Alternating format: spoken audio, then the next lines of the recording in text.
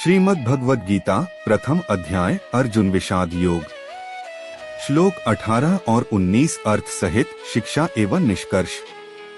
श्लोक 18 द्रुपदो द्रौपदेयाश्च सर्वशः पृथिवीत्ते सौभद्रश्च महाबाहुः शंखान दध्मुः पृथक पृथक।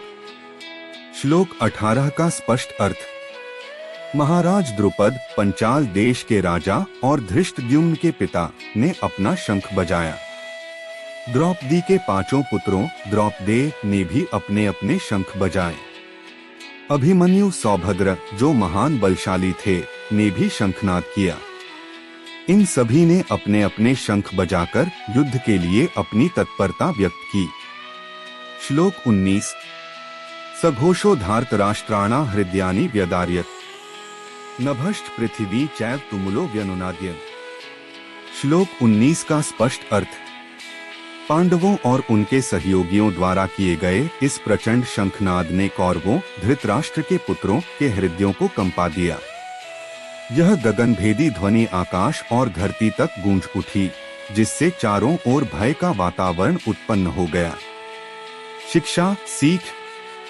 एक न्याय के पक्ष में खड़े सभी लोग महत्वपूर्ण होते हैं।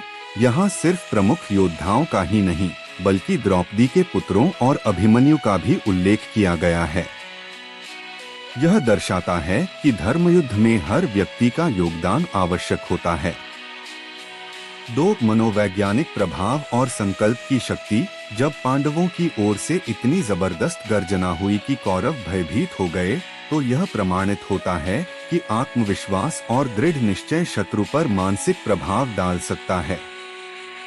3 सत्य और धर्म की शक्ति। पांडवों की सेना छोटी थी, फिर भी उनका शंखनाद इतना प्रभावशाली था कि कौरव सेना के योद्धाओं का मनोबल हिल गया। यह दर्शाता है कि जब व्यक्ति धर्म और सत्य के मार्ग पर होता है तो वह भयमुक्त और अडिग रहता है। 4 भय और अधर्म साथ साथ चलते हैं। जो लोग अधर्म के मार्ग पर होते हैं वे चाहे कितने भी शक्तिशाली क्यों न हो, सत्य और धर्म की शक्ति से भयभीत हो जाते हैं। 5 निष्कर्ष। सत्य और धर्म की शक्ति अजय होती है।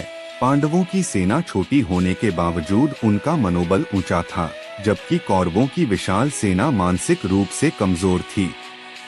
मनोवैज्ञानिक बढ़त भी युद्ध का एक हिस्सा होती है।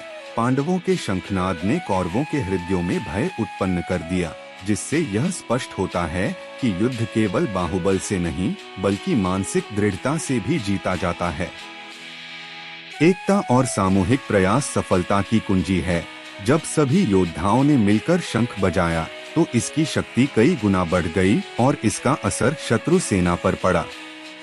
अंतिम संदेश। इस संवाद से हमें यह सीखने को मिलता है कि सच्ची शक्ति केवल संख्या में नहीं बल्कि आत्मविश्वास, सत्य, धर्म और एकता में होती है। यदि हम सही मार्ग पर हैं और पूरी निष्ठा से खड़े हैं तो हमारी उपस्थिति ही शत्रु के मन में भय उत्पन्न कर सकती है।